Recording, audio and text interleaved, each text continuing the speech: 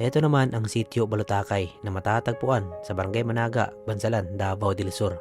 Naging tanyag ang sitio Balutakay dahil sa pagtatanim nila ng Arabica coffee. Dito nagmula ang mga magsasaka sa ilalim ng Balutakay Coffee Farmers Agriculture Cooperative o mas kilala bilang Bacofa na nagwagi na sa mga kompetisyon sa kape sa Asia. Nang bumaba ang presyo ng kape noon ay lumipat ang mga ibang magsasaka sa pagtatanim ng mga gulay tulad ng repolyo, carrots at lettuce bago muling sumigla ang industriya ng kape at turismo sa tulong ng lokal na kooperatiba. Naging tanyag rin ang sitio Balutakay dahil sa dami ng mga motoristang humihinto dito para lang magkape. Bukod sa napakalamig na klima ay meron rin napakagandang view na siguradong magre-relax ang mga mata mo dahil nakapwesto lang naman ito sa mataas na bahagi ng paanan na bundok Apo. Ang elevation nito ay karaniwang naglalaro sa pagitan ng 1,200 hanggang 1,300 meters above sea level pero nakadepende rin sa eksaktong lokasyon ng mga sakahan at mountain resort. Ito ang pangunahing dahilan kung bakit napakalamig ng klima rito at tamang-tama rin ang lupa dito para sa pagpapatubo ng dekalidad ng kape. At alam nyo ba na ang pinakamalamig na klima o temperaturang naitala at madalas na mararanasan ng sitio Balutakay ay karaniwang bumababa mula sa 14 degrees Celsius hanggang 16 degrees Celsius pag sumapit ang madaling araw, lalo na sa buwan ng Disyembre, Enero at Pebrero dahil sa hanging amihan. Kung pamilyar ka sa lugar na ito ay by-comment na lang sa comment section para malaman natin kung saan nga ba umabot ang ating video. So paano? Sa susunod ulit,